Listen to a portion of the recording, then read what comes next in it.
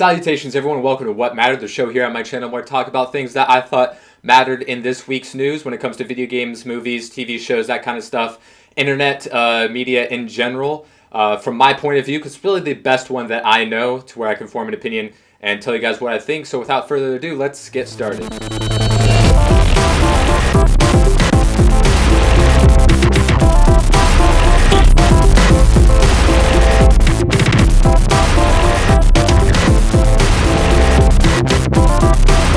The sales figures for 2013 next-gen consoles are finally in, or as they are now current-gen consoles, with the PlayStation 4 leading the way at 4.2 million units sold, and the Xbox One at 3 million units sold, and the Wii U estimated numbers, because we only have them since November, but with a very good holiday season that Nintendo had for the Wii U, we can estimate that Wii U's total units sold since its launch to be around 5 million units sold. So they did have a lead being out a year ahead of the other consoles, but that lead is going to be diminished here in a matter of weeks.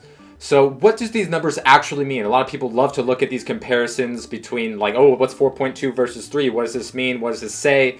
And like to make these big grandeur statements. And really it doesn't mean anything right now. And we need to get to the point where supply actually keeps up with demand until we can see some sort of fall off to see, you know, which really is doing better. Because they're both doing great. They're all doing great, actually. If you, even the Wii U, when you compare the Wii U, PlayStation 4, and Xbox One sales to, like, say, the 360 and the PS3 sales, they're all selling way more in a shorter period of time than those previous consoles did in their first, like, 8 weeks of launch. So, and good for the console industry altogether. When you compare the 4.2 million of the PlayStation 4 to the 3 million Xbox One, of course, Sony did have about a week ahead of time for their console to be out, so that you know, makes a little bit of a gap since they had more time to sell. Both consoles are not available in every country that they are going to be available, especially like Japan, which is really big for PlayStation fans. But that doesn't really matter because they've been able to sell, both companies have been able to sell their consoles as fast as they could make them. So these numbers really are amounts of who could produce the most. Xbox One has been a little bit more available in recent weeks in many retailers, but we're going to see once supply actually finally does keep up with demand and we actually see a little bit of gap to where everyone that wants one can buy one, is where we're actually going to see some real numbers. Right now these figures don't mean anything except that everything's looking good. Everything's looking good for all the consoles so far. But everything does look up for everything altogether, including Nintendo. But they do have a lot of worries since they've had their year ahead of time lead to be diminished just like that, and that's definitely a cause for concern. But when you look at the 3DS absolutely demolishing every single console and handheld handily, Nintendo still is going to be king when you look at the numbers at the bottom line.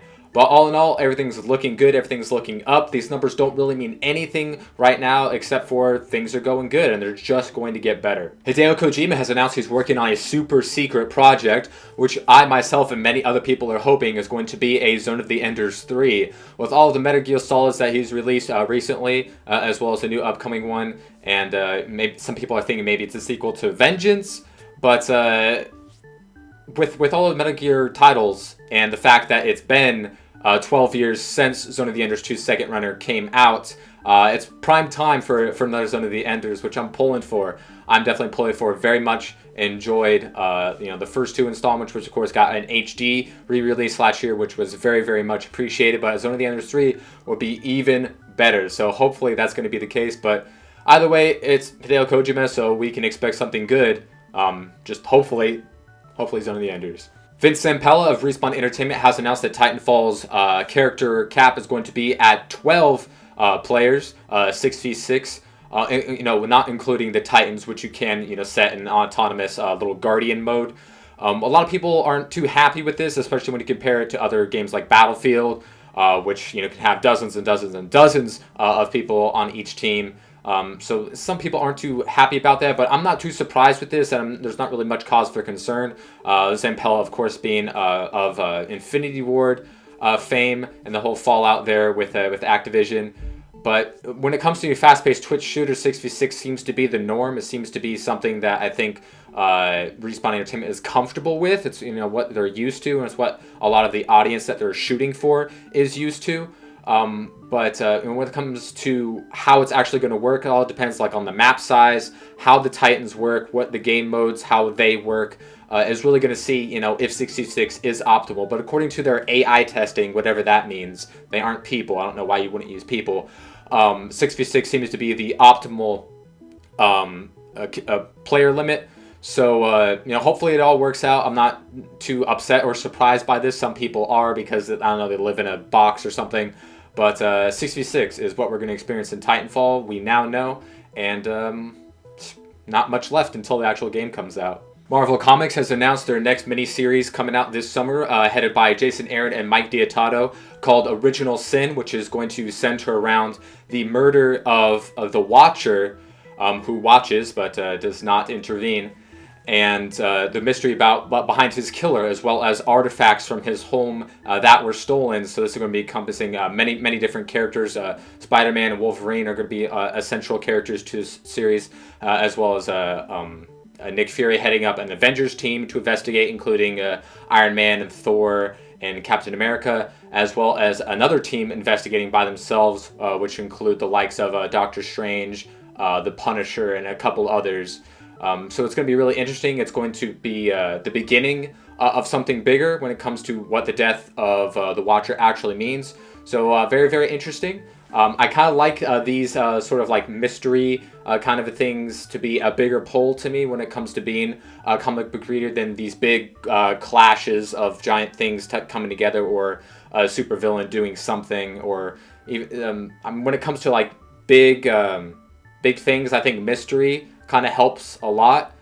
Because it just adds a different element to where the reader can be surprised more often, and the characters can also surprise us with their actions more so. So looking forward to it. Hopefully it turns out good, and it's going to be coming out in June, with the prologue episode coming out in April, I believe, issue number 0. With China finally lifting their console ban, a lot of game companies are perking up. Their stocks are going up in that region based off of the console ban being lifted, in hopes that they can actually get a good foothold in an area which video games can thrive, since China has such a huge population. But with this console ban for so long, it's going to be interesting to see how things come out of this. But first, there's going to be a long, arduous process of bureaucratic litigations and negotiations of these companies actually negotiating to China in order to be able to sell their products in that region. So not much is going to come of it yet, but it's good news for the people of China and for the companies that hopefully can get a good foothold in that area.